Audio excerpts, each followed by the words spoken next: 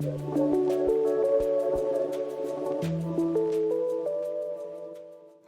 home sellers are still in the process of only selling their home as they need to, such as a death or a relocation, I'm continuing my series with Fall Back in Love with Your Home.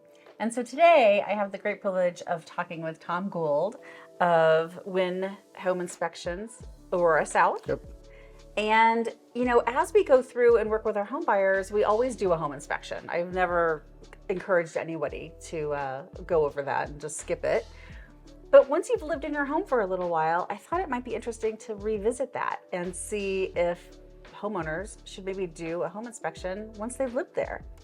That makes a lot of sense because once you've been in your home for a number of years, things do slip through the cracks that you just don't notice.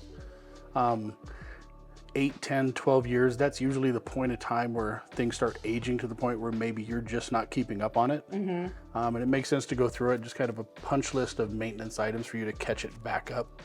I drive through neighborhoods all the time and I see houses that I'm like, somebody should literally knock on that man's door and say, let's look at your house because you have some significant deferred maintenance. Yeah, I think that's something that happens so easily.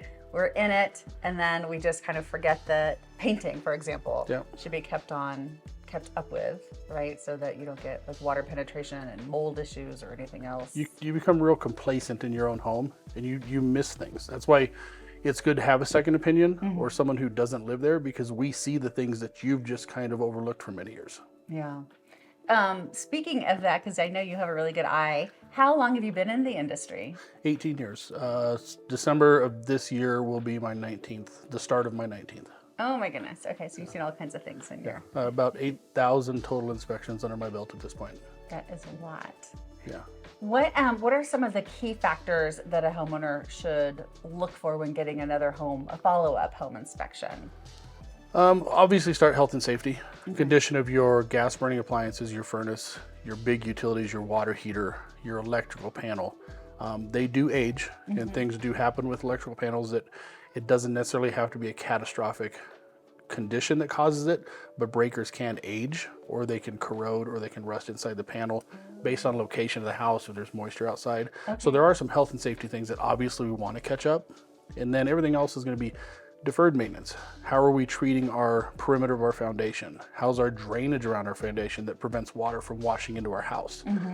How's our caulking around our doors and windows? It saves our siding, saves our windows and our doors, and also stops energy leaks. You're not going to pour $20 out of your house every month because you have faulty caulking around the window that's just letting air escape.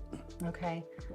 So when somebody goes through and does a home inspection, is the report organized, I guess, for like handyman type things or the DIY for the homeowner versus what the professional should do? The way our report is written, it's a summary page and it's attention, maintenance, action required. Okay. So action required would obviously be something larger, health and safety, and we would detail that as health and safety. But I would go through a report with a client and I would tell them this here is a handyman item, or even this here is a learn to do it on YouTube item that you need to do every year anyway. So you might as well figure out how to do it. Okay. Because you're going to spend a lot less money learning to fix the simple stuff than continually paying the same guy to come out and fix something you could be fixing for a lot less. And then maintenance items are going to be anything with the big utilities, your furnace, your air conditioner, your water heater, your electrical panel. We're not going to encourage a homeowner to get in and start rewiring or re-breakering an electrical panel. That doesn't make any sense. That's not what they're for, and it's just not safe. So that would be the contractor style of repairs. And we would lay that out and say, this is what you can handle. This would be a general handyman. I have those for you. I'd refer the guys that I trust to take care of you. Oh, that's great. And same with contractors, plumbers, electricians, HVAC techs, roofers, siding guys, people like that. Okay. I know it's so important to have a trusted referral, especially when it's anything like that with your home. What is there like an age of life for, is that what it's called? Yeah. Age of life for like the water heater, the furnace and things like that? Typical water heater would be 12, 15, 16 years.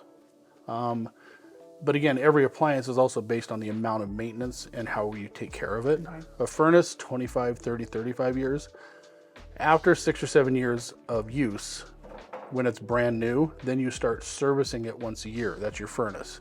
have an HVAC guy come out in the winter, Okay. get it serviced, get it cleaned, get it ready for winter running.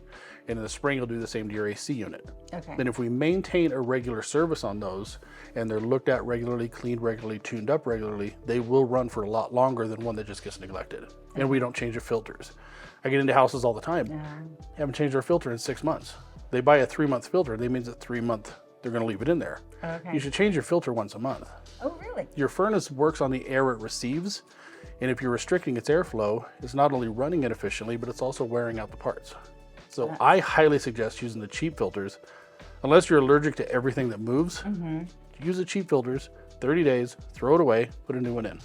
It's a simple solution and an easy way to maintain your furnace. And if you have pets, I imagine it probably captures some of the pet hair as well. The cheap filters have grades on them. So there's a blue and a green one that's like a fiber filter. They're really good for people that don't have pets or have pets that don't shed. We have 2 little dogs that do not shed, so that's what I use. Okay. There's a white filter, same material, a little bit thicker weave, does a better job collecting pet hair. So if you have a dog or a cat that sheds a lot, that would be the one you would use.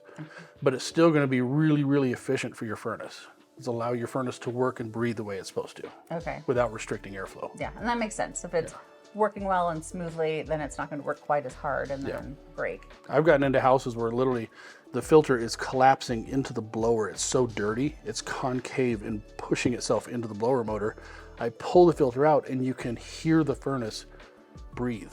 It like just the furnace sighed, like almost. It's ridiculous how dirty some of these just become. Oh my gosh. So, and yeah, a lot of the exterior maintenance, as you're mentioning, and I imagine like gutters and cleaning those out so that water doesn't just leak. If you're in an area with trees, stay on top of your gutters, and that's seasonally. Depends on what kind of trees you have. That's either seasonally spring and fall, or it's some of these are year round. You do have to get up there and do it. The most neglected part of every house is above the gutters because nobody goes on their roof. That was the next question, because we do that also when we purchase a home. We always check the roof to make sure it's okay. And I know that there's certain types of shingles that we have here, especially because we have so many hailstorms, that they're designed to withstand a couple of hailstorms, but you should probably check it more frequently. After a heavy storm, even springtime, after this really hard winter we just had, literally the north side of my house never melted. Oh my gosh. Spring, summer, I go up on my roof and I'm gonna look at the part of my roof that was under ice for 4 months. Okay. Take a look at your shingles. If you're not comfortable getting on your roof, please don't get on your roof. Contact a roofer. Hey, I haven't been on my roof in a while. We had a pretty rough winter. Can you get up there and take a peek at it for me? Give me some pictures. See if it's something that I need to file a claim on, or see if it's something I need to work on. Okay, yeah, because if you don't do that, oh my gosh, you could have a leak and then cause so much more damage. And if you never go up there, you never see it. Well, attic space, same thing. Who goes in their attic space? You'll know if you have a leak if you're in your attic space. If you find it in your bedroom ceiling, it's been leaking way too long. Yeah. All the more reason I think that you should have a home inspection done, maybe every couple of years, probably not once a year, but maybe every couple of years.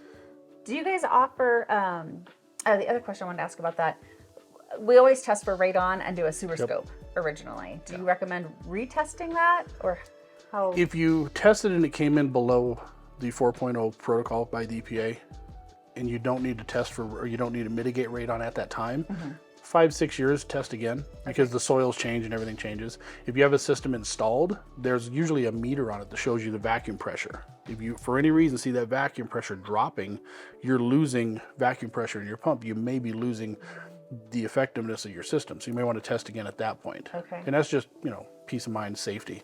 Sewer scope, depends on the age of the home. A home with a lot of trees that's pre-1980s, you probably want to have it scoped every year or two, because those are the ones that are going to get root intrusion into the sewer line, the age of that home. My house is newer, so it's all ABS plastic. I have had a sewer scope done. I don't have anything up front that would really cause me any concerns. Right. We did build a pretty good sized wall out front. That's why we had it done, to make sure the weight of the wall didn't cause any damage. I don't know if I would test mine again, scope mine again anytime soon, but on an older home, every two years or so would make sense, especially if you have a lot of trees in your yard. Okay, good to know. And then is there, is it kind of a scaled down version of home inspection? So pricing wise, is there a difference? It's a little lower in price. I think some are doing it in $250, depending on what you do with it. If you want a sewer scope involved, I would have my sewer company come out and do that for you, and you would pay them separately of mine.